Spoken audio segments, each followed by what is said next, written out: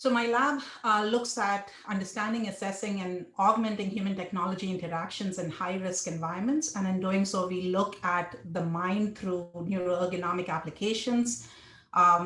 Motor aspects are something that my PhD was in, and its interaction with different machines. While doing so, we take an integrative approach. We look into the mind as well as in the brain. I've been told they are two different things, and I completely agree. We also look at autonomic and peripheral responses as it relates to physiology, particularly for motor fatigue. And movement kinematics, because now if you take your lab out in the field, you need to figure out ways in which human behavior can be captured both through motor aspects, but also through mind aspects. When I started my PhD work, now it's a long time back, I was interested in understanding the interplay between physical and cognitive work. What I found in the literature was that there was a lot of, there was extensive research that looked at the effects of physical activity, physical capacity on cognitive performance. However, the reverse was not very well studied. So for example, the implications of cognitive risk factors on musculoskeletal injuries, there were evidences of those, but those evidence lacked, systematic research investigations, particularly into the mechanisms. More importantly, for ergonomists, when you look at the tools that ergonomists use, they use simple checklists like the Rule Ariba, or we could do, 3D SSPP, spine musculoskeletal modeling. And now we have wearables in the field that look at, based on how much a person is lifting, from where they are lifting, how frequently they are lifting, what's the load. We can create musculoskeletal risk indices, but we do not incorporate the cognitive factors. And that's a big gap, because it's important in every aspect of work in life. We don't just do physical work. We do physical and cognitive work. They work in tandem over here, and it is the lack of research and translating practice in the field of ergonomics that made me look into those directions. And it's even more pertinent right now. It's not just the human mind and motor systems that are working together, but it's the human mind and motor systems working with different technologies in mind across a lot of different applications, be it an Amazon warehouse, or collaborative robots in automotive industries, or in collaborative robots in emergency response. So these technology aids can be at various spectrums of human interactions, right? They could be remote or teleoperated, where we have surgical robotics, or we have drones for disaster response. We also have collaborative robots in manufacturing industries, where we have these robots who are working side by side and sharing physical space with the workers. And then we are moving into more wearable robots, where we have exoskeletons that are passive and active in nature, that you don't on, and that's helping you augment your work or helping reduce risk of musculoskeletal injuries. Across these spectrums of technological aids and their interactions with humans, we need to understand how different aspects of human cognition and motor responses get impacted. So for example, what is human performance in these domains? Is it just the human aspect of performance, or is it task performance? That's that's a component of both human and the technology. Looking at how do we use these technological aids that augment our cognitive capabilities under limited capacity. So think of a worker who has been working for 12 hours straight during this pandemic. Warehouse workers have been one of these essential workers that have been helping us stay connected and fulfilling our needs. They are working under limited capacity. They're getting physically fatigued. And we know that physical fatigue can induce cognitive impairment. So how would these technological aids help us understand and potentially improve our cognition? How would these technological aids reduce their own emerging risks or burdens? With every new technology, there are emerging risks. But what we don't want is any intervention creating a new set of risks or hazards. So how do we minimize that in the design of that technology? How do we enhance fluency or the interaction between the human and the technology. And that could be a lot of different ways. It could just be, simple communication on when one stops working and one starts working, or it could be how in tandem both of them are working, and there is sort of like this fluency index where you understand that one of them is a little bit more hesitant, so the other one adjusts to it. And then finally, how this human technology interactions can be facilitated through effective learning and training. So for this particular talk, I want to talk about human exoskeleton interaction. The reason I chose this is because this is a really clear example of mind-motor machine interaction. And exoskeletons have, like the standing desks boom, they are now booming in industrial domains. They have shown strong potential to mitigate motor fatigue by reducing or transferring biomechanical loads from the regions of the body that exoskeleton is designed for. The global market for industrial exoskeleton is going to be crossing 5 billion by 2027. So it's a big market, and there is an accelerated pace of adoption of passive industrial exoskeletons in automotive industries across the country and across the globe. So for example, there are full automotive factories here that workers are being equipped with these exoskeletons. However, the implications of short-term and long-term use of the exoskeletons is still currently being researched. So there lies the challenge, is how do we ensure that this technological aid is not only effective, but also not harmful for us in the long term. So when we look at the evaluations for exoskeletons, we could think of a lot of different ways. The primary way for evaluating exoskeletons have been the physical fit. So how, whether the exoskeletons reduce loads on individual. And so there have been several studies in the last 3 to 4 years that have documented these evaluations, the physical fit evaluations. We have found that exoskeletons have positively reduced spine compressive forces. They have reduced energy expenditure for the same task that someone would do without an exoskeleton. However, there have also been studies that show that, you wear an exoskeleton for your shoulder. Yes, it will reduce shoulder loads, but it is going somewhere. And where does it go? It goes to your spine. And so it can create emerging risks in your spine. There are other things that are currently being evaluated, like changes in lifting and movement kinematics with exoskeletons. So you can imagine the sort of motor adaptation that workers are doing as they are wearing these exoskeletons. There are studies on range of motion. There are beginning to be studies on long-term use of exoskeletons on proprioception as well.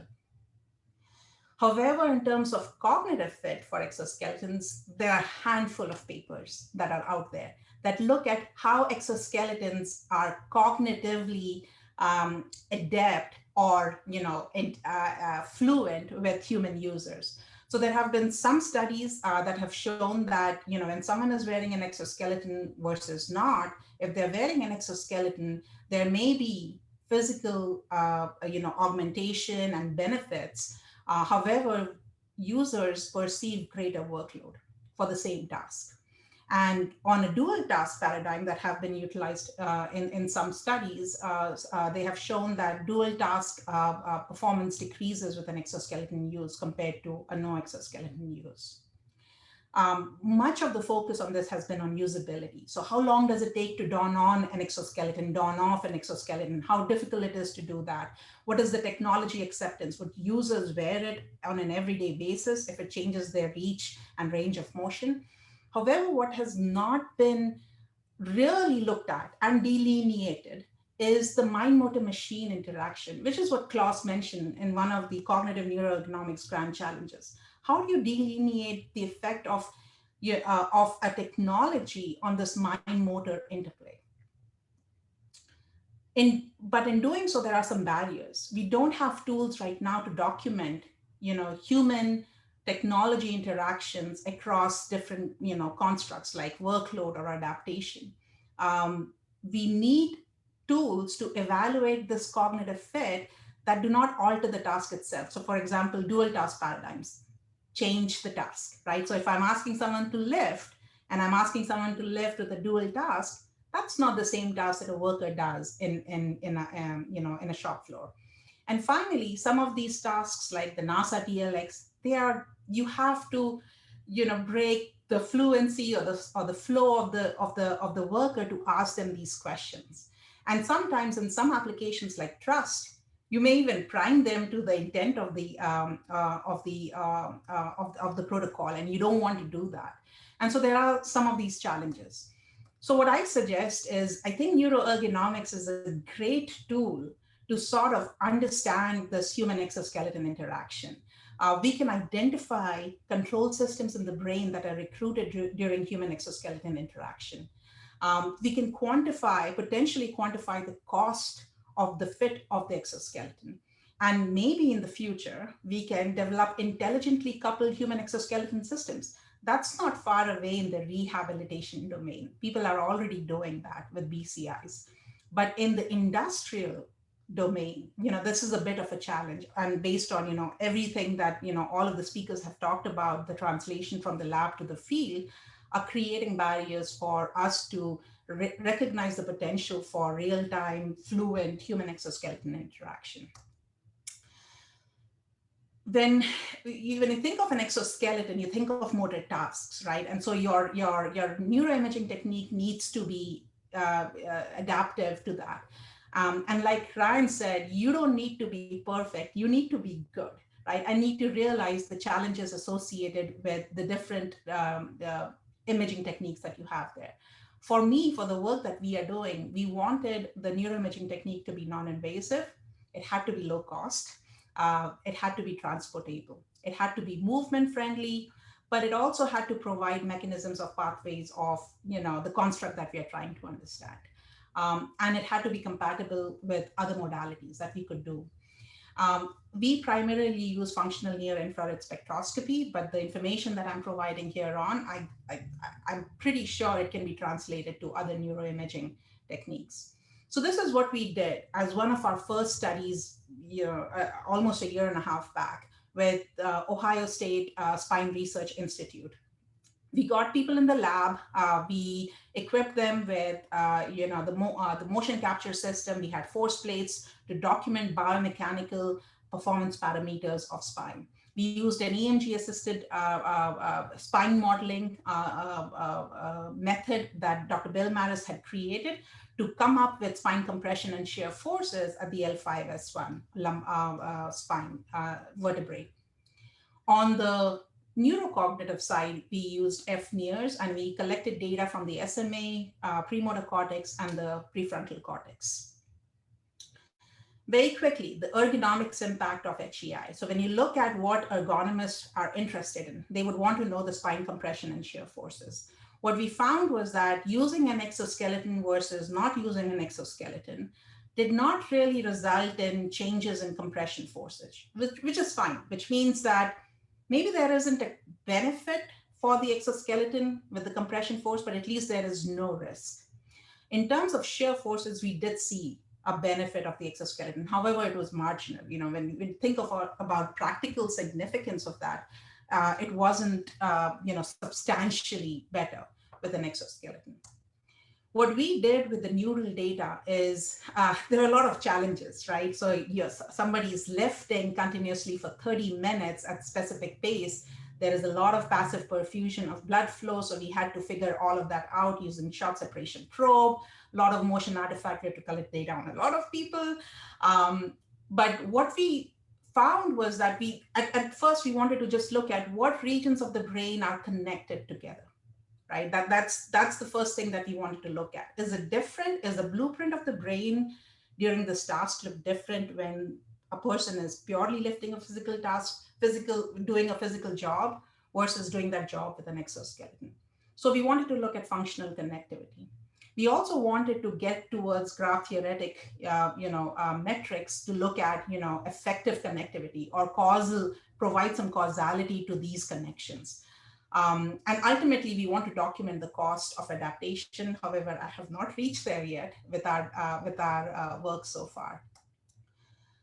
very quickly, what we found with just pure functional connectivity across different brain regions, we found that compared to a control condition, when someone is lifting without an exo versus someone is lifting with an exo, we found there were increased connectivity strengths between the PFC and the SMA, PFC and the PMC, and the SMA and the PMC for the same physical task. Note that here, every participant was given training on the job, on the lifting job before the two conditions even started. We made sure we had a gender balanced pool. However, that's another concern, is that exoskeletons are designed for men mostly. So, so we had to get women who were, more than 50th percentile to fit the exoskeleton. So there were all of these challenges. These connections, we hypothesize are required for added postural stabilization and motor planning. And what we found was that, there were these additional regions that were being connected or working with each other to do the same task. And so to us, this is the cost, or this is the added burden of using an exoskeleton upfront.